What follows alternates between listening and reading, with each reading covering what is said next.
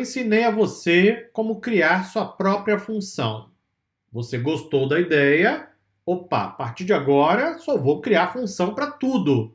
Sim, mas tome cuidado, porque tem várias funções prontas disponíveis para você com a linguagem Python. São funções built-in. Não tente reinventar a roda. Primeiro, antes de criar uma função, verifique se já tem algo pronto à sua disposição. E aonde você verifica isso? Visitando sua amiga. Quem é sua amiga? A documentação da linguagem, claro, não é? Sem falar nos muitos pacotes Python à disposição que eu vou trazer já já no próximo vídeo. Então, por exemplo, imagine que você precise de uma função para extrair o valor absoluto de um número. O que é o valor absoluto? Você desconsidera sinal negativo ou positivo, não é isso? É o valor absoluto. Pois bem, tem uma função para isso. Está aqui, ó, ABS, de absoluto. Ou seja, faz sentido criar uma função se eu já tenho algo pronto com a linguagem? Não faz sentido, não é? Então, quando você estiver tentado, não é? Aquela tentação, eu vou escrever minha própria função, pare e pense, será que já tem uma função pronta para isso? Vá à documentação da linguagem Python, vá ao repositório de pacotes da linguagem, que eu vou apresentar no próximo vídeo, e aí você busca a função.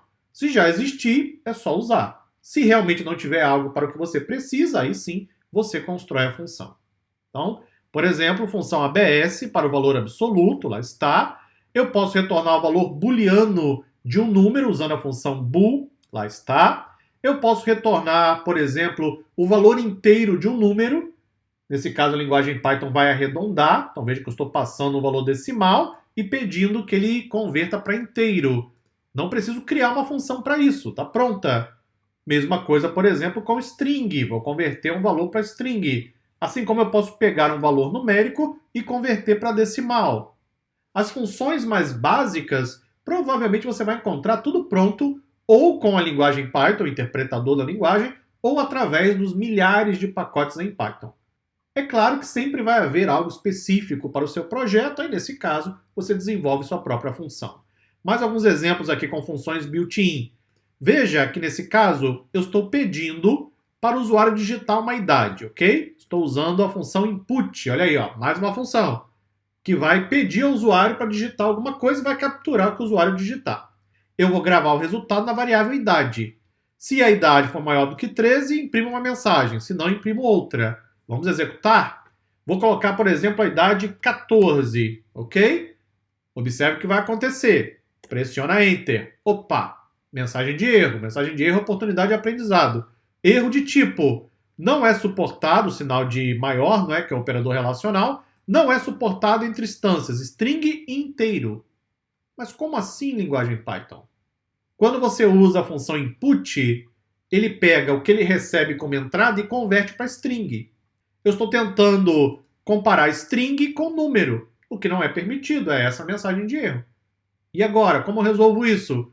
Vou construir uma função para converter o valor para inteiro? Não preciso construir função alguma. Vou fazer isso aqui, ó. Vou chamar a função int. Então, primeiro eu vou chamar a input, ela vai ler o número. Eu vou pegar esse número, converter para inteiro e salvar na variável idade. E depois eu comparo com o número 13. Vamos então executar? Executa, vou colocar a idade 11, por exemplo, e pronto, agora funcionou perfeitamente. Veja que é importante você conhecer as funções built-in. Eu vou trazer mais sobre isso, inclusive, no próximo capítulo, porque isso é importantíssimo em Python. As funções built-in estão prontas. Você resolve rapidamente inúmeros problemas. Então, antes de cair na tentação de construir sua própria função, visite a documentação, pesquise por alternativas.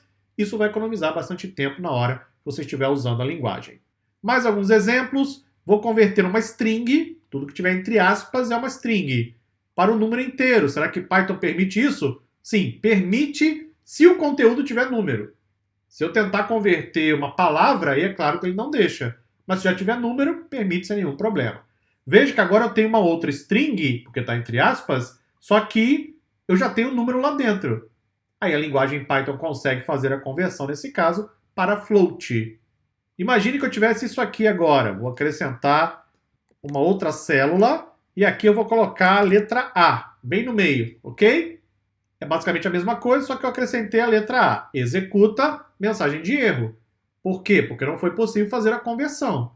Nesse caso, é realmente uma string com letras e números. A linguagem não consegue, nesse caso, tratar, pelo menos não ainda no momento que eu gravo o vídeo para você. Lembrando que a linguagem está sempre em evolução, não é? Sempre novas versões, novos releases, e as coisas podem mudar ao longo do tempo. Aqui eu vou converter um número para string usando uma função built-in chamada str. Vou usar a função built-in len, que eu já usei várias vezes, né? Para poder capturar o comprimento, nesse caso, de uma lista. Então eu passo a lista como argumento e pergunto: qual o tamanho da lista? Executa tamanho 4. Tem 4 posições. É uma lista de 4 elementos. Vou criar um array agora, com os valores 1, 2, 3, e vou buscar o valor mínimo do array. Lembra quando eu ensinei para você como trabalhar com loops alinhados, que eu mostrei como buscar o maior número em uma matriz? Lembra disso? Aquilo foi didático. Eu mostrei para você como criar o loop, percorrer a matriz e buscar um número. Pois bem, eu poderia também usar os métodos min e max. São duas funções built-in. Olha só que legal.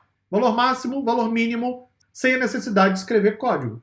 Só escreva realmente o código para a função se tiver que customizar, se precisar de algum tipo de flexibilização, algum tipo de validação e assim por diante. Vou criar uma lista e então vou chamar mais uma função built-in, a função soma, que nesse caso é a palavra sum. Aliás, quando tiver em dúvida sobre se tem ou não uma função built-in, experimenta palavras em inglês. É muito provável que tenha algo já com a palavra em inglês que você quer. Veja os exemplos que eu trouxe. Sum é soma em inglês. Mínimo e máximo é abreviação. Len é de comprimento em inglês. Str é de string em inglês. Float, int e assim por diante. Talvez nem precise fazer a visita à documentação se você já tentar usar uma palavra em inglês. Outra opção também é usar o help da própria linguagem aqui pelo Jupyter Notebook. Já mostrei exemplos para você aí nos vídeos anteriores. Vejamos agora mais um item importante, que é a criação de funções usando outras funções. E aí eu vou aproveitar e apresentar para você o PyPy, repositório de pacotes da linguagem Python. Não perca, no próximo vídeo.